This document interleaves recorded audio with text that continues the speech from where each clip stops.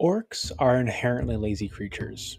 Many of them aren't interested in anything besides fighting or lording over smaller creatures.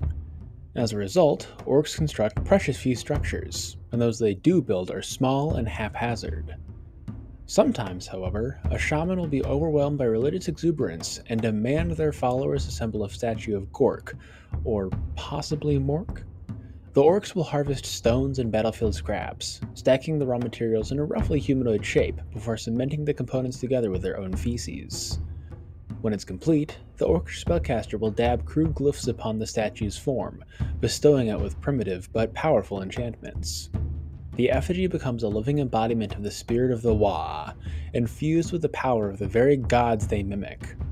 The statue feeds upon Wa energy, and they can become immensely powerful when exposed to enough of it. These creatures are rogue idols, and are potentially some of the most dangerous monsters to ever walk the Warhammer world. Most rogue idols are relatively small when first built, as the greenskins quickly lose interest in their project. The Wa energy that awakens the construct swells the effigy, but at this point it's still somewhere between a troll and a giant in size. This is the least form of rogue idol, known as a rock pile. Despite this lesser status, rock piles are still monstrously strong and durable. Only elite soldiers and powerful monsters can hope to match it in battle, and even then the rock pile is nigh invulnerable to damage. It's difficult to cause meaningful harm to a chaotic jumble of stone, feces, and scrap metal after all.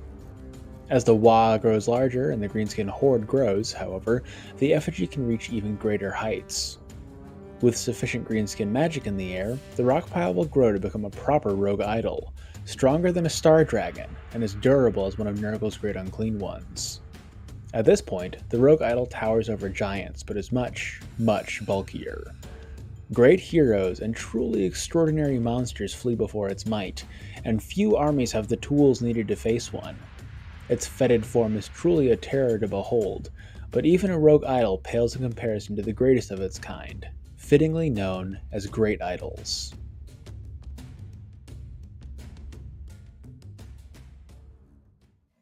Great idols can only arise during the biggest of Was and at the behest of the most powerful shamans. These statues are the size of small hills and completely immune to swords, axes, arrows, and the like. Even imperial cannons and greater demons have trouble damaging its rocky form, often doing little more than enraging the idol. Entire regiments can disappear beneath its monstrous bulk, crushed to death beneath a foul-smelling rockslide, or pulped by its stony fists. At this point, it is as if Gork, or possibly Mork, himself has entered the battlefield to bring about Ragnarok. Indeed, through these idols, perhaps they have. Regardless of size or power level, rogue idols have the appearance and bearing of a particularly obnoxious orc war boss. Their faces are plastered with a malicious grin, and they atonally howl at their oncoming enemies like a semi-sentient hurricane. The constructs constantly seek battle, charging into enemy formations with little regard for strategy or their own safety. To those unfortunate souls in its way, it is like being caught in the wake of a living avalanche. If the initial charges somehow survived, the rogue idol is still a force to be reckoned with. Their tree trunk-like arms can sweep through stalwart shield walls as if they were tissue paper, and they can crush an armored knight and his steed with a single blow. Even mighty fortresses, believed safe from all foes, can fall before rogue idols' howling might. So great is their bloodlust that, if there are no enemies nearby to menace, the idol will instead wade into its allies, demolishing them in a battle frenzy. Most orcs don't seem to care too much about this, so long as they aren't the ones being charged, as the carnage the idol unleashes more than compensates for a few squished battle buddies.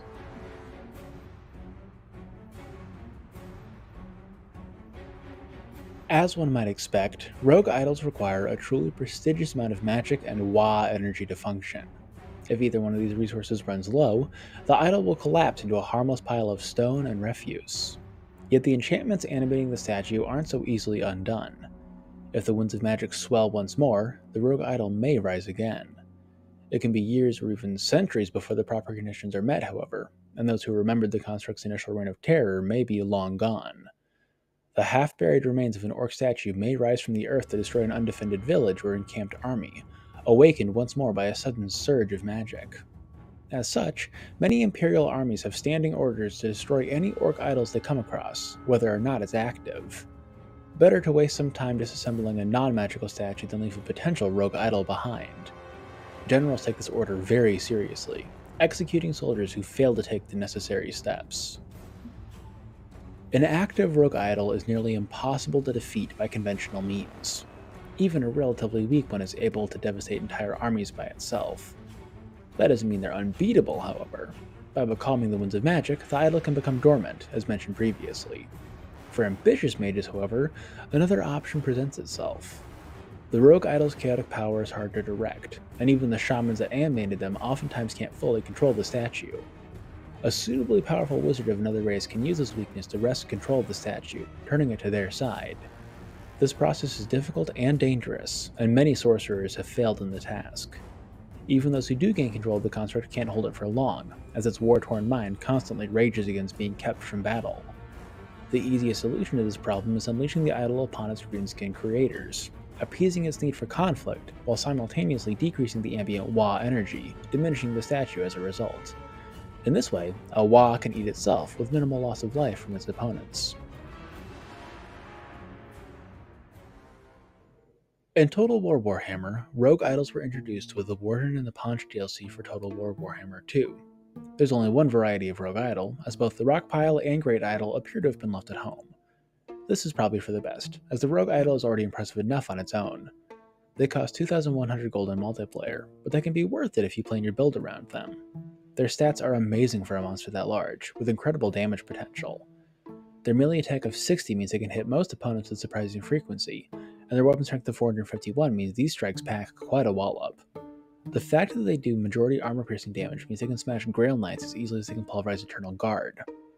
Rogue idols also have a hefty bonus versus infantry of 25, meaning they'll do even better against small targets. Their anti-infantry specialization is further enhanced by the idol's combat animations, which are big and splashy. This splits the damage between enemy models, ensuring none of the idol's impressive weapon damage is wasted on overkill. You'd think these splashy animations would make rogue idols poor 1v1 combatants, as their weapon damage can't focus on individual models like lords or heroes, but that isn't the case. A rogue idol can beat some of the best combat characters in the game, destroying a fully kitted out Tyrion on foot or on mount. They can also give Karl Franz, one of the preeminent anti-large characters in the game, a thorough beatdown, even if he's on Deathclaw and supported by a Jade Wizard. It's important to note that the idol is also cheaper than both these characters under such circumstances. This is, in part, because of the rogue idol's incredible durability. With 12,000 hit points, they can survive the blows of these glass cannon characters long enough to eventually win the battle. Their 150 armor value stretches this hit point pool even further, as any enemy that doesn't do armor-piercing weapon damage themselves can barely scratch the monster. Finally, the idols are also unbreakable, so they can use every bit of that massive hit point pool to smash their enemies to pieces. In addition to this amazing base stat line, rogue idols come with two special abilities. The first, and arguably less important, is the idol's Spirit of Gork or Mork trait. This ability gives +4 leadership to all allied units map-wide. This isn't exactly going to make or break your build, but it's still better to have it than not. The second, and much more impactful skill in my opinion, is the idol's Rubble and Ruin ability. This is split into 3 categories, depending on how damaged the rogue idol is.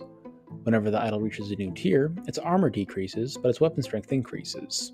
It also explodes and then reforms, which has some very nice area of effect damage to nearby units, both foe and friend. Tier 1 activates when the rogue idol has less than 75% of its base hit points, but more than 50%. In this phase, the idol loses 30 armor, but increases its weapon strength by 40%. In my opinion, this is strictly a buff. The idol has 120 armor, which means it's still practically immune to non-AP damage, but now it has 586 weapon strength. Once the idol hits tier 2, which is between 50% and 25% of its maximum hit points, the effects become even more intense. The armor penalty becomes -60, while the weapon strength increase is +80%. Needless to say, this is still a buff. While it only has 90 armor now, the rogue idol's weapon strength is an incredible 721. With this amount of damage, the rogue idol can two-shot lesser wizard characters like goblin shamans. Even other, durable monsters can see a sizable chunk of their hit points disappear in an instant if they're hit by a rogue idol in this stance. The third and final tier of Rubble and Ruin is when the ability finally starts to feel like a double-edged sword. As you might have guessed, Rubble and Ruin 3 is activated when the idol falls below 25% of its maximum hit points, but is still, alive. It reduces the rogue idol's armor by 90, while increasing its weapon strength by 120%.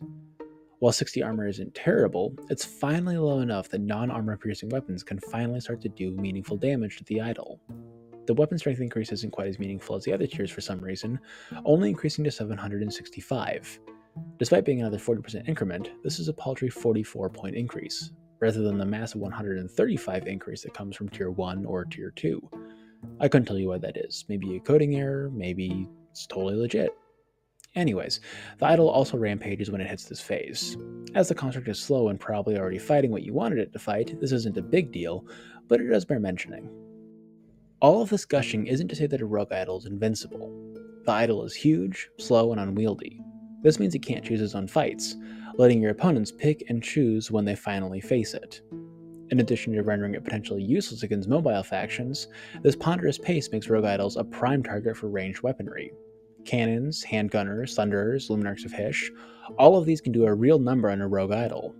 Of course, it does have 15% missile resistance to help mitigate this weakness, and the huge hit point pool means they'll take a lot of ammunition to finally bring down, but the rogue idol can eventually be brought down.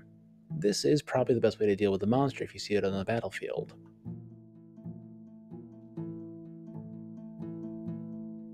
Thankfully, a vulnerability to ranged weapons isn't the rogue idol's only weakness. Rogue idols have a paltry melee defense of 24, so basically every unit in the game can hit the construct in melee combat. You don't want to swarm it with warm bodies, of course, as that's just more models for the idol to squish, but it does mean it'll take a lot of damage from elite anti-large specialists that can survive its attacks. Yes, they do beat Tyrion and Karl Franz in a duel cost effectively, but they also take a lot of damage in the process. If those characters are supported, the fight becomes a lot more even. Other monstrous opponents can do even better against the idols, and characters like Scarbrand or Kukoth Plaguefather can quickly destroy an idol on their own. Even elite anti-large infantry, such as Temple Guards and Chosen with Halberds, can take them on in a pinch. If your faction doesn't get good armor-piercing range weaponry, and you're worried about facing a rogue idol, tools like these are your next best option. With all that being said, we can finally start to think about a rogue idol's utility in battle. An idol is slow, expensive, and vulnerable to ranged weaponry. This makes them difficult to use in open land combat, as the idol will never be allowed to take the engagements it wants to take against a competent player. Only dwarfs can't outrun the thing, and the Dalby have enough gunpowder to compensate for that weakness. Where an idol excels, however, is in domination mode. If you park one of these things on an objective and give it some minor support, you've pretty much guaranteed you'll own the objective until the end of the game. The idol doesn't have the capture weight required to grab and hold objectives on its own, but it can clear out incoming infantry and cavalry while your own infantry controls the point. Unless your opponent specifically planned their build around dealing with a rogue idol, there's a good chance they won't have the tools needed to kill the thing. Even if they do defeat it, they've probably spent a lot of resources on the attempt, and then you can seize the other two objectives with little trouble. With that incredibly detailed explanation of their role in Total War Warhammer complete, we have come to the end of our overview of Rogue Idols. That doesn't mean we're at the end of our video, however. I'm releasing this video in December of 2024 to the general public, but it was first released on December 24th, 2023 as a Christmas gift to my brother. I'm not going to share his actual name here out of respect for his privacy, but we'll just refer to him as B for the rest of this segment. B and I haven't been able to hang out a lot recently due to, both of us being young adults, but we're still super close. B told me that listening to these videos is kind of like listening to me ramble like I used to back when we both lived at home, so I figured giving him incredibly early access to a video about his favorite faction wasn't the worst possible thing I could give him. A little bit of home away from home, especially made for him, and that is an important part of it for me. I like specifically making his gifts, and just something about our shared interests or something like that.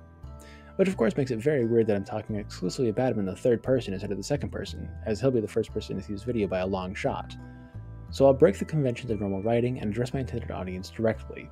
I love you, B, and I'm very proud to be your big brother. I hope you enjoyed your gift. Merry Christmas, you goober. Until next time, this has been Sigmar's Chosen, signing off for now.